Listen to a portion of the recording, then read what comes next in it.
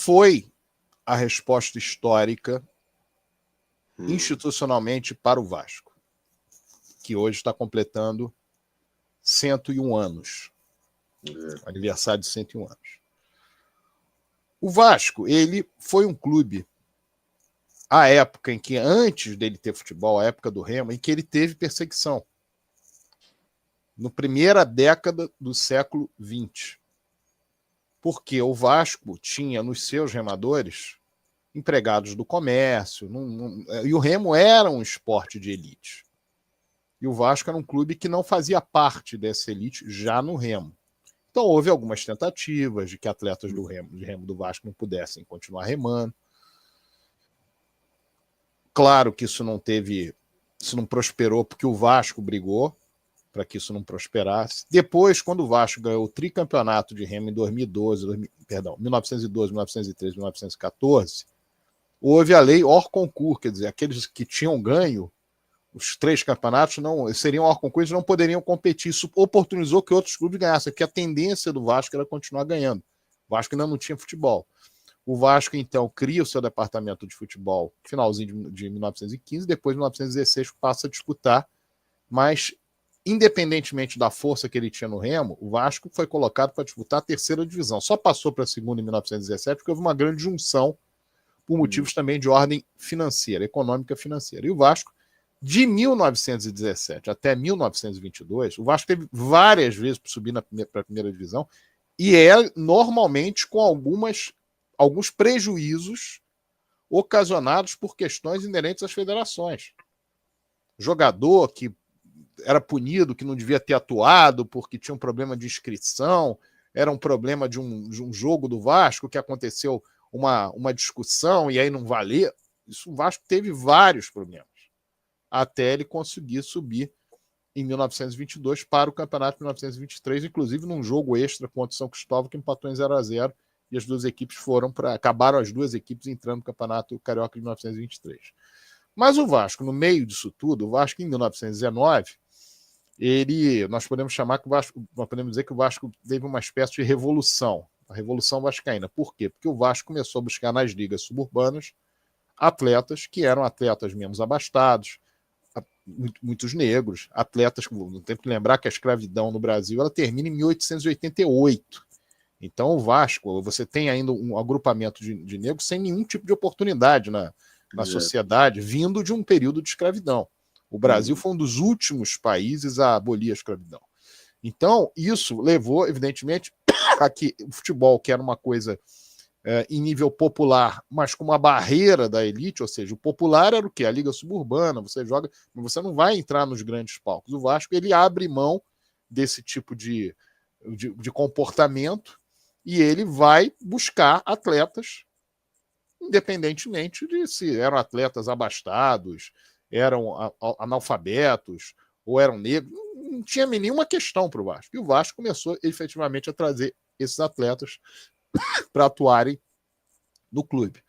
E assim foi. Tanto que o time de 1923 ele é formado basicamente a partir dessa loja, 1919, 20, 21, 22. Então, quando o Vasco ganha o campeonato em 1923, foi uma grande surpresa. Ninguém imaginava que fosse possível o Vasco ganhar o campeonato. O Vasco vai vencendo jogos um atrás do outro, inicia empatando com o Andaraí, mas vai vencendo clássicos um atrás do outro, ganha 3-1 do Botafogo, 3-1 do Flamengo, 1-0 do América, 1-0 do Fluminense. O Vasco vai ganhando jogos e isso vai mexendo com toda a lógica do futebol carioca. Tanto que o Vasco ganha o título por antecipação em 1923, apenas uma derrota, e ganha o título por antecipação. Então, em 1924, qual era a situação? O Vasco, ele alugava o campo do Fluminense porque sua torcida era muito grande. Por quê? Porque os imigrantes portugueses, eles eram uma grande parte da população do Rio de Janeiro, eles eram um percentual considerável. E também os mais humildes, os negros, os mais humildes, independente de serem negros ou não serem negros, acabaram adotando o Vasco, porque o Vasco foi o clube que buscou os atletas nas ligas suburbanas, foi o clube que deu oportunidade. Ocorre que o campo do Vasco era um campo que cabia menos de 5 mil pessoas. E aí a ideia era, vamos pegar o maior estádio possível para que a torcida do Vasco caiba nele. E o Fluminense alugou O Fluminense tinha o maior estádio à época, o Fluminense alugou seu estádio, o Vasco passou a jogar no estádio do Fluminense. E em 1924 foi criada uma nova liga, a AMEA, Associação Metropolitana de Esportes Atléticos, para substituir a Liga Metropolitana de Esportes Terrestres, que foi aqui. O Vasco ganhou o campeonato em 1923, que tinha Vasco, Flamengo, Fluminense, Botafogo, América, Bangu, São Cristóvão e Andaraí. Então, em 1924, os fundadores da Liga seriam os 5, Vasco, Flamengo, Fluminense, Botafogo, América e o Bangu também. Seria essa a ideia, que essa liga ela passaria a ser a liga que a liga principal do futebol do Rio de Janeiro. Lembrando que o futebol do Rio de Janeiro tinha uma importância muito grande à época, o Rio de Janeiro era a capital federal do país. E naquela ocasião,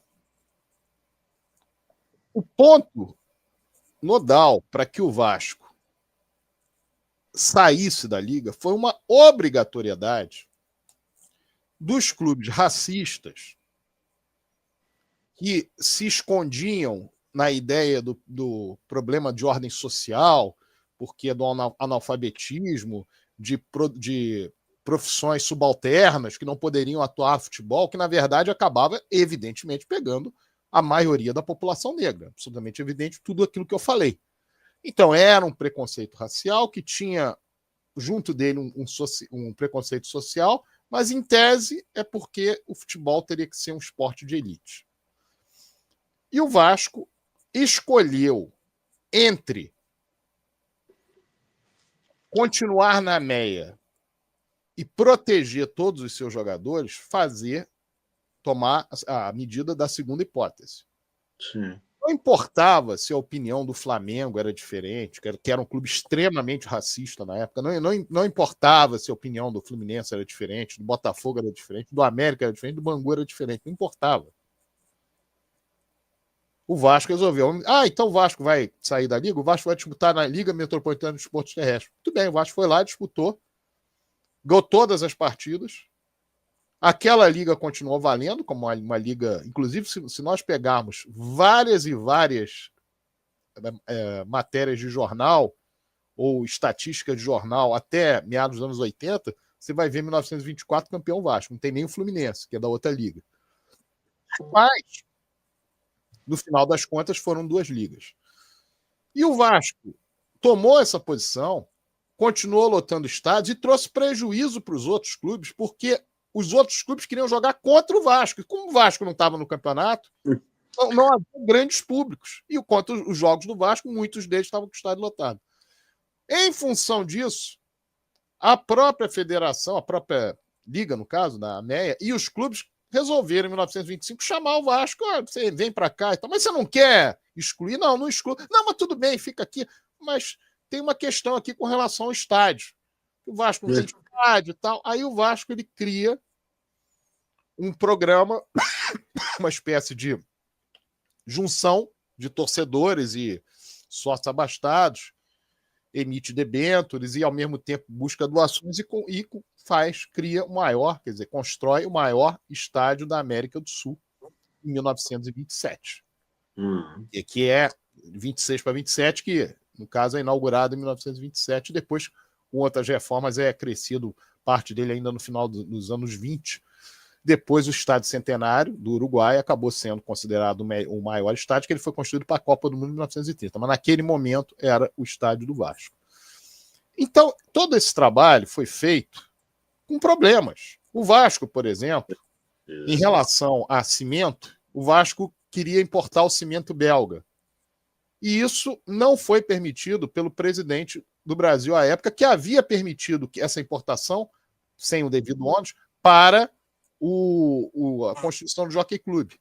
E o Vasco não foi nada. Então o Vasco teve que gastar mais dinheiro, teve que conseguir fazer com que essa estrutura de São Januário funcionasse sem esse cimento importado.